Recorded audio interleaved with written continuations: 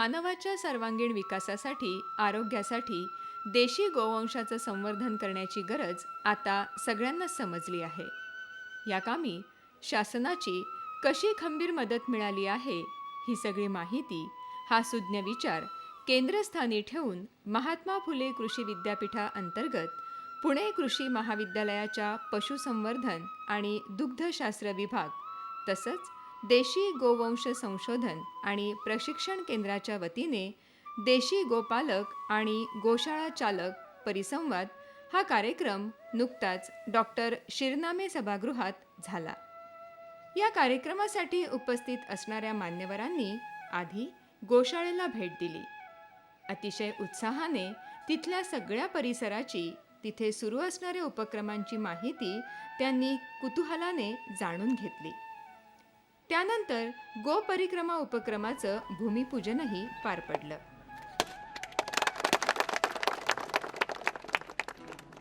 मान्यवरांच्या हस्ते दीपप्रज्वलन झालं. या विशेष कार्यक्रमाला प्रमुख पाहुणे म्हणून कोल्हापूर येथील कण्हेरी मठाचे काडसिद्धेश्वर महाराज उपस्थित होते. यावेळी महात्मा फुले कृषी विद्यापीठाचे कुलगुरू डॉक्टर प्रशांत कुमार पाटील, कोकण कृषी विद्यापीठाचे कुलगुरू डॉक्टर संजय सावंत, सहयोगी अधिष्ठाता डॉक्टर सुनील मासळकर, परभणी येथील वसंतराव नाईक मराठवाडा कृषी विद्यापीठाच्या विभाग प्रमुख डॉक्टर स्मिता सोळंकी इत्यादी मान्यवर या कार्यक्रमाला उपस्थित होते. देशी गाय संशोधन आणि प्रशिक्षण केंद्राचे प्रमुख शास्त्रज्ञ डॉक्टर सोमनाथ माने यांनी प्रास्ताविक केलं. ज्या ठिकाणी आपली संस्कृती आहे, ज्या ठिकाणी आपलं अध्यात्म आहे, त्या संस्कृती आणि अध्यात्माला जर शास्त्राची जोड दिली तर नक्कीच पुढचे कोणतीही गोष्ट असेल, देशी गोपालन असेल किंवा शेती असेल, ह्याला नक्कीच चांगले दिवस येणार आहे. त्या दृष्टीने आम्ही केलेला हा छोटासा प्रयत्न आहे. सर्वप्रथम मी महाराष्ट्र शासनाचे आभार मानेन की त्यांनी देशी गाय संशोधन व प्रशिक्षण केंद्र महात्मा फुले कृषी विद्यापीठ राहुरी येथे मंजूर केले. महाराष्ट्रातील हे एकमेव संशोधन केंद्र आहे आणि त्या अंतर्गत महाराष्ट्रामध्ये दूध वाढीसाठी देशातील ज्या दुधासाठी प्रसिद्ध गायी आहेत त्यामध्ये सहवाल, गीर, राठी, थारपारकर आणि रेड सिंधी ह्या गायींचा तुलनात्मक आपण अभ्यास ह्या संशोधनाच्या मार्फत करणार आहोत. गेले 7-8 वर्षामध्ये पाहिलं तर देशी गायीच्या दुधाला खूप महत्त्व वाढलेलं आहे. त्या अनुषंगाने अनेक शेतकरी सहवाल पाळत आहेत, कोण लाल सिंधी पाळत आहेत, कोण थारपारकर पाळत आहेत आणि त्यामध्ये अनेक वेळा आम्हाला प्रश्न येतात की सर गीर घेऊ का, सहवाल घेऊ का, थारपारकर घेऊ का, खिलार घेऊ का, देवणी घेऊ का, ह्या सर्व गोष्टींचा आपण कंपॅरेटिव्ह तुलनात्मक अभ्यास करण्याच्या दृष्टीने हा प्रपोजल आपण शासनाने आपल्याला मंजूर केलेला आहे. या कार्यक्रमाला उपस्थित असणाऱ्या मान्यवरांचा या प्रसंगी सत्कार करण्यात आला.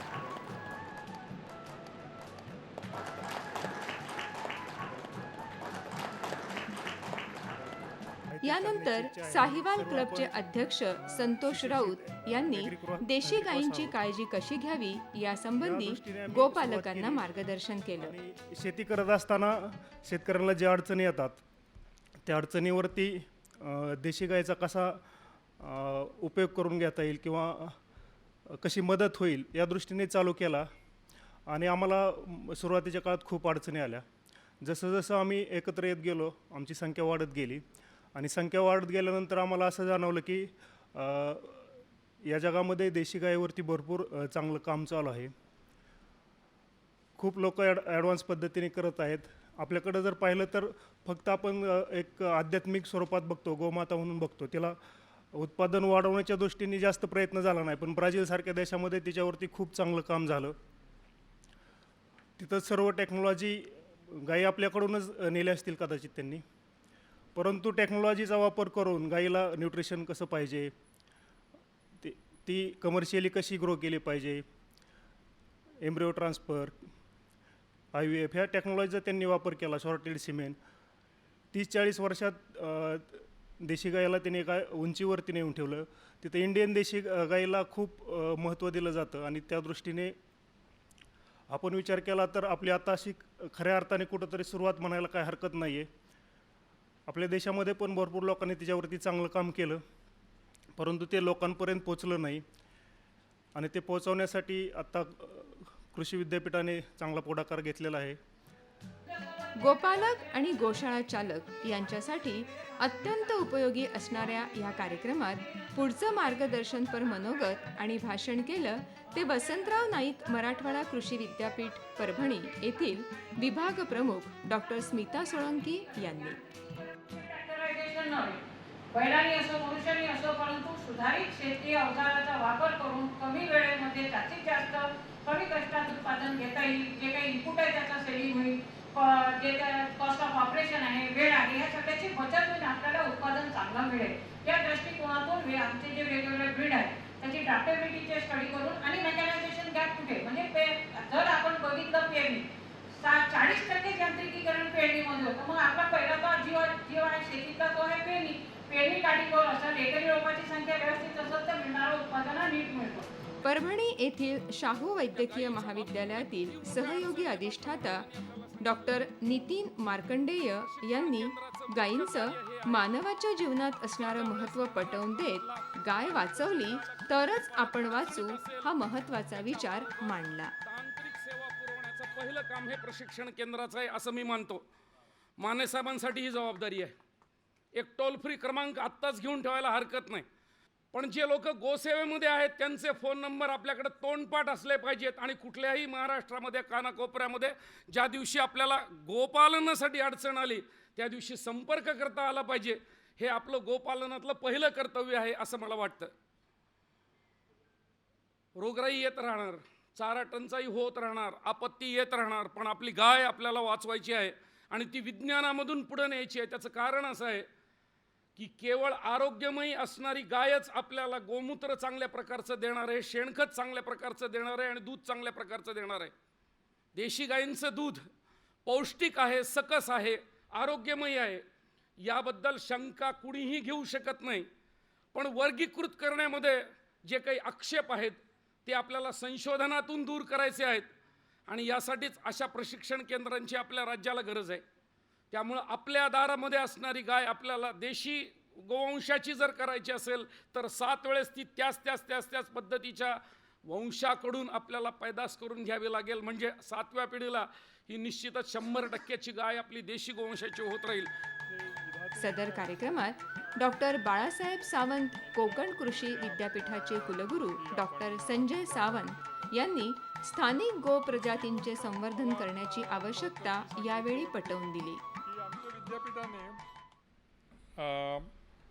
कोकण कपिला नावाची जी आमचं लोकल गाईचं ब्रीड आहे त्याला रजिस्टर केलेलं आहे आणि त्याला डेव्हलपमेंट करण्याची म्हणजे आमच्या एका रिसर्च ॲडवायझरी बोर्डामध्ये असलेल्या एका प्रसिद्ध व्यक्तीने आम्हाला सांगितलं की तुम्ही बाहेरच्या वेगवेगळ्या गायी आणून त्यांचं संगोपन करण्यापेक्षा तुम्हाला एक तुमचं ब्रीड म्हणून मिळालेलं आहे, या महाराष्ट्रातलं किंवा कोकणातलं एक ब्रीड म्हणून तुम्ही एक रजिस्टर केलेलं आहे, त्याला डेव्हलप करा. त्याच्यामुळे जी प्रगती होईल ती बाहेरून आणलेल्या कुठल्याही ब्रीडला तुम्ही कितीही मोठं केलं तरी त्याने जी प्रगती होणार आहे या लोकल गाईचं डेव्हलपमेंट करण्याच्याने ती प्रगती तुम्हाला कशानेही साध्य करता येणार नाही. या कार्यक्रमाचे प्रमुख पाहुणे कोल्हापूर येथील कण्हेरी मठाचे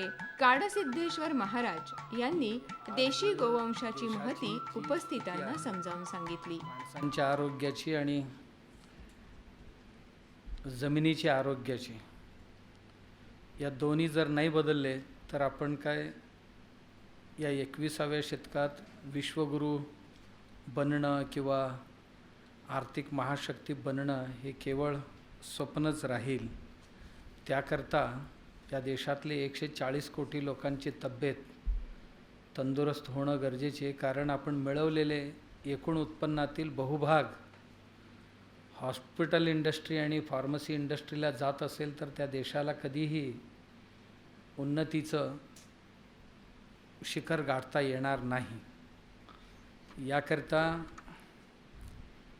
जी क्रांती आपण करून इथपर्यंत आल्यानंतर काही गोष्टी लक्षात येतात कारण कुठलंही संशोधन आले की त्या संशोधनाच्या दुष्परिणाम दिसून यायला काही वर्ष जावे लागतात आणि तसे हरित क्रांतीचे काही दुष्परिणाम अनेक वर्षानंतर आता सगळ्यांना दिसायला लागले. डॉक्टर एम एस स्वामीनाथन याचे जनक मानले जातात. आज एम एस स्वामीनाथनजीच म्हणतात की नाही, कुठेतरी आपण विचार करायला हवं होतं. आमच्या ज्या जीवाणूंचं बँक नष्ट झालेलं आहे जमिनीतलं, तो जीवाणूंचा बँक पुन्हा समृद्ध करावा लागेल. त्याच्याकरता गायींची गरज भासते.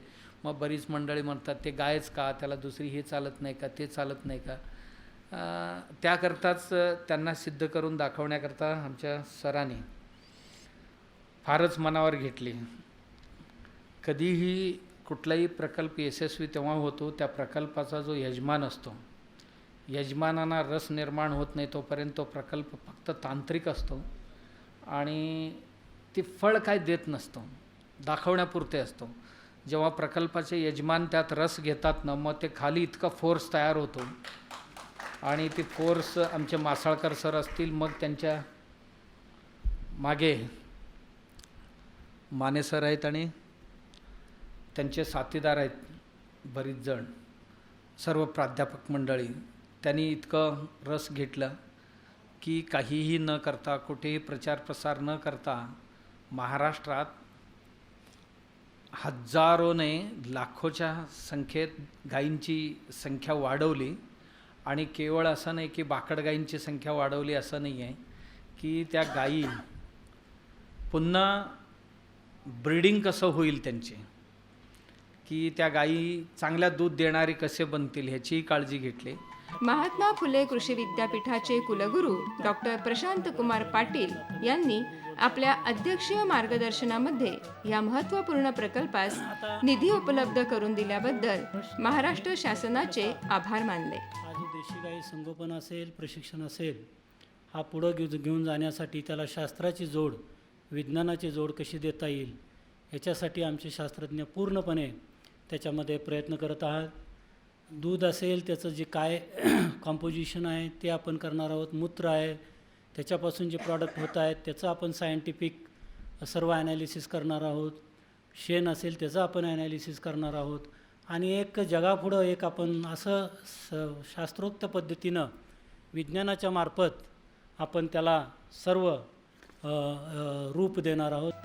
देशी गोवंशाची माहिती, ते सांभाळण्यात येणाऱ्या समस्या, त्यावरील उपाय अशा या माहितीपर कार्यक्रमात गोपालक आणि गोशाळा चालक यांच्याशी अतिशय मनमोकळा संवाद साधण्यात आला. माहिती आणि ज्ञानाची आदानप्रदान करणारा हा कार्यक्रम महाराष्ट्र शासनातर्फे आयोजित करण्यात आल्याबद्दल सगळ्यांनीच समाधान व्यक्त केलं.